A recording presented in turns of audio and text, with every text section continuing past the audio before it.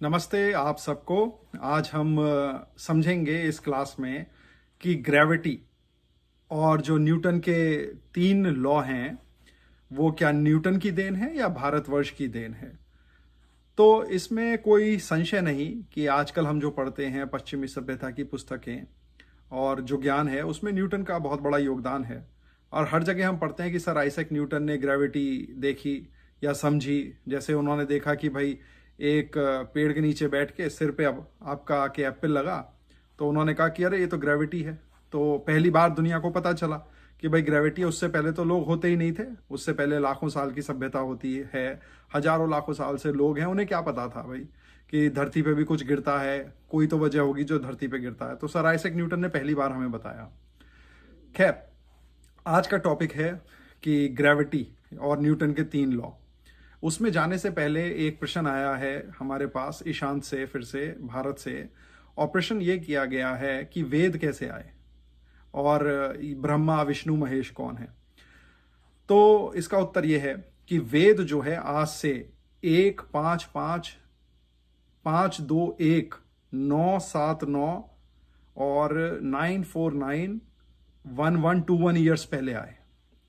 ये उस समय पहला मनुष्य बना। और मनुष्य किस प्रकार बने? काफी सारे स्त्री और पुरुष बने, जिसको आज जगह कहते हैं तिब्बत। उस एरिया में काफी सारे स्त्री और पुरुष का निर्माण हुआ और महीनों में हुआ। ऐसा नहीं कि कुन जैसे और पुस्तकों में लिखा है तो स्त्री और पुरुष पैदा हो गए। और जिस प्रकार से और धर्मों में और किताबों में ये लिखा है कि एक आदमी और औरत से सृष्टि की रचना हुई, वो तो हो ही नहीं सकती। फिर तो आपने घरों में ही शादी करनी शुरू कर दी और उसकी वजह से बहुत बड़ी बड़ी डिजीजें होती हैं। आप कभी आज का विज्ञान पढ़िएगा तो ईश्वर की जो सृष्टि की रचना है उसमें कभी भी इस तरीके की गलती नहीं हो सकती कि भाई बहन और उनके बच्चे शादी और ब्याह करने लगे, क्योंकि उससे जेनेटिक डिजीजेस होती हैं। उस पर हम कभी और वीडियो बनाएंगे और चर्चा करेंगे। और आज का विज्ञान बहुत आगे पहुंच गया है इस चीज के ऊपर, और विज्ञान ने सिद्ध किया है कि आप जब जब अपने परिवार में शादी करेंगे तो आगे आने वाली पीढ़ियों को समस्या होगी शरीर में। इसीलिए आप देखिए कि जो शांति प्रिय देश हैं, जैसे आप निकल जाइए Pakistan, Afghanistan, Iran, middle east, जितने भी शांति प्रिय देश हैं जहाँ पे भयंकर कोहराम मचा हुआ है, उन देशों में ज़्यादातर जेनेटिक डिजीजेस बहुत ज़्यादा हैं। तो वेद आए इतने साल पहले। अब हुआ क्या, ये जो ब्रह्मा विष्णु महेश आदि और देवियां हैं, ये सब अमेथुन सृष्टि से बने थे, अर्थात बिना स्त्री और पुरुष के साथ आए ये लोग प्रकट हुए थे। प्रकट मीन्स ये एक वैज्ञानिक तरीके से परमपिता परमात्मा द्वारा सृष्टि का जब निर्माण हुआ और धरती पे जब जीवन आया, 8-9-10 महीने में ये अलग अलग जगह प्रकट हुए सारे के सारे। और सारों को ज्ञान था, वैदिक ज्ञान। आत्मा के अंदर ज्ञान हमेशा आत्मा में आता है। ये उसी प्रकार आता है जैसे आप कभी कभी सोचा होगा कि सोते सोते आप उठे और आपको जो है उत्तर मिल गया कि आपको प्रॉब्लम सॉल्व हो गई। तो इसी प्रकार जो सबसे पवित्र आत्माएं थी और जो सबसे शक्तिशाली आत्माएं थी जो इस ज्ञान को ग्रहण कर सकती थी, उनको ये ज्ञान उसी समय दिया गया। जैसे कई सारे ऋषि हैं, जैसे अंगिरा, अग्नि, वायु, आदित्य, ब्रह्मा, महेश, विष्णु। इनमें से ब्रह्मा ऋषि बहुत महान माने जाते हैं, क्योंकि वेद मंत्रों में भी ब्रह्मा ऋषि के बारे में आया है। ब्रह्मा ऋषि को चारों वेदों का ज्ञान था। बाकी जैसे अग्नि, आदित्य, वायु, अंगिरा, उनको अलग अलग वेदों का ज्ञान था। ऐसे ही बहुत सारी ऋषिकाएं हुई, मतलब स्त्रियां हुई। तो वैदिक धर्म ही एक ऐसा है। और धर्म में और रिलीजन में क्या फर्क है कि रिलीजन होता है एक किताब से चलने वाला, ठीक है, जिसका एक ही ओरिजिनेटर हो। जैसे आपने देखा होगा मिडिल ईस्ट में से एक धर्म निकला जिसने पूरी दुनिया में आतंकवाद फैलाया, ठीक है, एक ही ओरिजिनेटर है। ऐसे ही दूसरा भी वहीं से निकला, उसका भी एक ही ओरिजिनेटर है। लेकिन हिंदू धर्म को कहते हैं सनातन धर्म। इसमें कोई भी एक जना नहीं है। आपने देखा होगा इसमें बड़े बड़े ऋषि, महर्षि, ब्रह्मा विष्णु महेश, अगस्त्य, कनाड, कितने बड़े बड़े लोग आए और चले गए। हमने सब लोगों की पूजा करी, सबको भगवान का दर्जा दिया, है ना। भगवान का अर्थ होता है भग जमावान। इसका मतलब जो सब कुछ प्राप्त करने योग्य हो। परमात्मा नहीं होता कभी भी, याद रखिएगा, भगवान। तो वेदों का ज्ञान जब उन ऋषि मुनियों में आया तो उन्होंने आगे आने वाली जो सभ्यता थी, अपने बच्चे, उनके बच्चे, उनको पढ़ाया सुन के। तो विद्वान वो होता है जो सुने, समझ जाए और फिर आगे पास कर दे। ये जो लिखने की कला है ये तो अभी कुछ हजार साल पहले ही आई है। जब ये कला आई तो उसको वेदों को लिखा भी गया, ठीक है। तो वेद किस प्रकार से आए ये आपको मैंने समझा दिया। ब्रह्मा विष्णु महेश और बड़े बड़े ऋषि महर्षि जो थे ये सृष्टि के सबसे पहले बने हुए महापुरुष हैं, जिनको हम देवता भी कहते हैं, इन्हें भगवान भी कहते हैं, क्योंकि ये खुद में पूर्ण हैं, संपूर्ण हैं, है ना। उनको किसी चीज़ की जरूरत नहीं है, वो सबसे बड़े वैज्ञानिक हैं। वो मैटर को एनर्जी को मैटर में कन्वर्ट करना जानते थे। वो शरीर से निकल के बहुत दूर जाना, स्पेस और टाइम में ट्रेवल करना जानते थे। तो आप उनको इस तरीके से समझ सकते हैं कि वो बहुत बड़े क्वांटम फिजिक्स के वैज्ञानिक रहे हैं अपने समय के, और उस तरीके का विज्ञान शायद ही कभी आज का विज्ञान समझ पाए, क्योंकि आज तो हम डिवाइस क्रिएट करते हैं, नई नई चीजें क्रिएट करते हैं, तोड़ते हैं। उनकी अप्रोच बिल्कुल डिफरेंट थी। वो जोड़ते हैं, वो सबको जोड़ के एक साथ चीज को देखते हैं, है ना। तो ये विज्ञान और सोच का अलग अलग फेर है। तो ये आपका उत्तर हुआ ईशांत इस पे। अब आगे चलते हैं, ग्रेविटी पे आते हैं।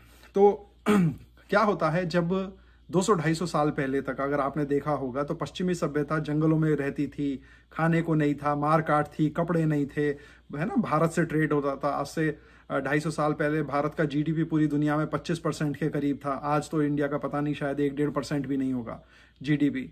तो भारत एक शक्ति था, उसमें ज्ञान था, ज्ञान का केंद्र था।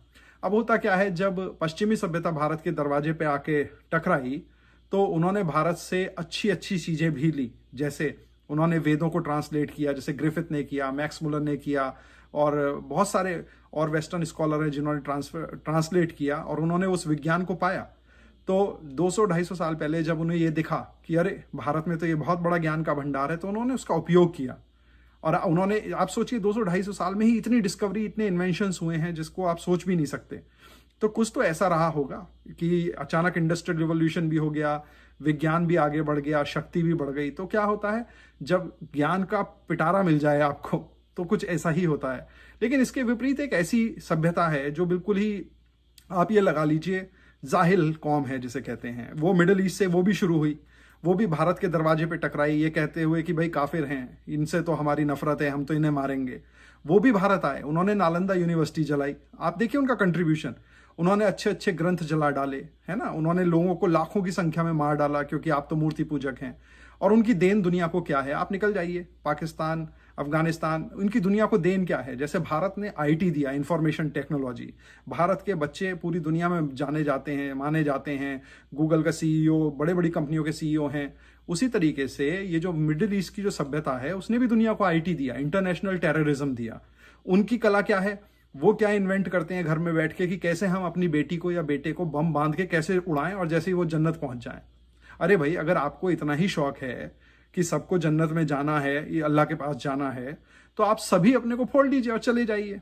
तो ये तो एक जाहिल मानसिकता है। खैर, टॉपिक से नहीं हटेंगे, वापस आते हैं। तो अब देखते हैं कि ग्रेविटी, तो हम कहते हैं कि न्यूटन ने ग्रेविटी का आविष्कार किया, और न्यूटन के नाम पे 3 लॉ हैं। लेकिन मैं जैसे आपको और भी वीडियो में बताया, वेदों के अंदर तो गुरुत्वाकर्षण सब जगह है, ग्रेविटी सब जगह है, ठीक है। उसमें से वेदों में से मैं एक मंत्र लेता हूं, ऋग्वेद का 12.8.28। आप इस मंत्र को पढ़ सकते हैं, ऑनलाइन भी देख सकते हैं। तो मंत्र किस तरीके से है, वो है आपका, यदा ते हर्यता वाव्रधाते हरि वाव्रधाते दिवे दिवे अदिते विश्वा भुवनानी ये मेरे, राइट। इसके जो ऋषि हैं आपके, वो हैं कण्व ऋषि, पर्वत कण्व ऋषि, और मंत्र के देवता हैं इंद्र, इंद्र अर्थात सूर्य। तो इसमें क्या कह रहे हैं कि the glorious sun by putting its powerful rays processing the properties of attraction, illumination, and motion, keep all the world in motion by force of attraction। तो जो आपका सूर्य है, इसमें कहा गया है कि अपनी किरणों से, ठीक है, अपनी जो प्रॉपर्टी है, चुंबकीय शक्ति जो है, जिससे वो सबको, सब ग्रहों को एक मोशन में रखता है, ठीक है, और सबको रोशनी भी प्रदान करता है। तो इसमें आपका गुरुत्वाकर्षण आ गया। अब ये गुरुत्वाकर्षण देखिए, ये गुरुत्वाकर्षण सिर्फ धरती के लिए नहीं है, या कि धरती पे एप्पल गिरा, यह ब्रह्मांड की बात हो रही है, उससे बहुत आगे की बात जो न्यूटन ने कहा। तो आज से लाखों करोड़ों साल पहले जो मैंने आपको बताया, उस समय भी गुरुत्वाकर्षण भारतवासियों को अच्छी तरह ज्ञात था। तो आप अपने पे आत्मस्वाभिमानी बनिए, ठीक है। औरों के विज्ञान पढ़ना बहुत अच्छा है, बहुत अच्छी बात है, लेकिन आत्मस्वाभिमान भी कुछ होता है। मानसिक दासहीनता से हम हिंदुओं को निकलना ही पड़ेगा, अर्थात वरना हम सिर्फ गुलाम ही रह जाएंगे। इसी तरह ऋग्वेद का एक और मंत्र है 8.12.29। ये सारी श्रृंखला को आप पढ़िएगा अगर पढ़ने का मौका मिले। उसमें कहा गया है, यदा ते मारुति अस्तुभ्य इंद्र नियमिरे, उसके बाद अदिते विश्वा भुवनानी ये मेरे। ठीक है, तो इसमें फिर वही आपके पर्वत काण्व ऋषि हैं, इंद्र के बारे में है।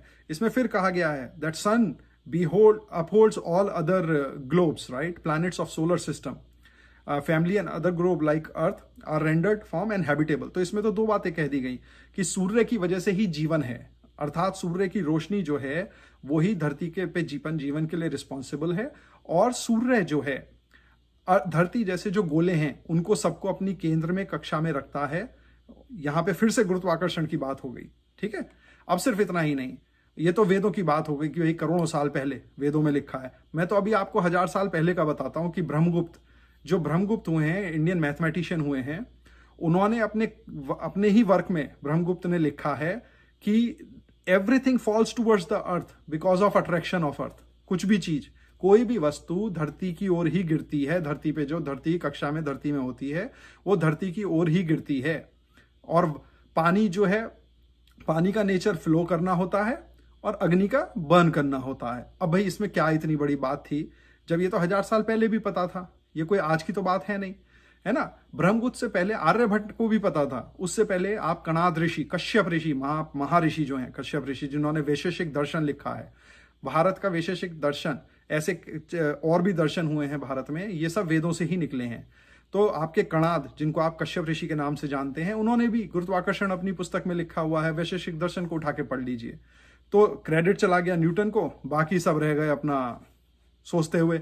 और भारत में हमारे हिंदुओं की समस्या क्या है, क्योंकि हम तो क्या कहते हैं, आत्मस्वाभिमान है नहीं हमारे अंदर, है ना। हम तो हमेशा पश्चिम सभ्यता को ही जाते हैं। और मैं कितनी बार आपसे कह भी चुका हूं, पढ़ने में कोई खराब नहीं है, सब पढ़िए, मैं भी सब कुछ पढ़ता हूं, सब देशों का ज्ञान प्राप्त करता हूं, लेकिन हमेशा एक आत्मस्वाभिमानी व्यक्ति अपनी चीज को प्रोपोगेट करता है। इसीलिए मैं आपसे कहता हूं, इस चैनल को सब्सक्राइब करिए, शेयर करिए, आत्मस्वाभिमानी बनिए, औरों को दिखाइए ज्यादा से ज्यादा कि देखिए ये हमारा देश है।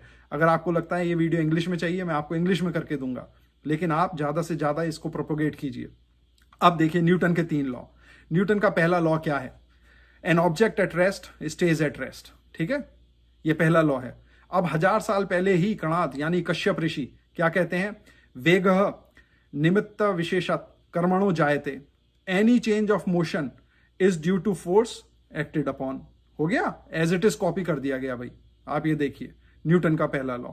दूसरा क्या कहता है, an object in motion stage in motion at the same speed and same direction unless acted upon by any outside force.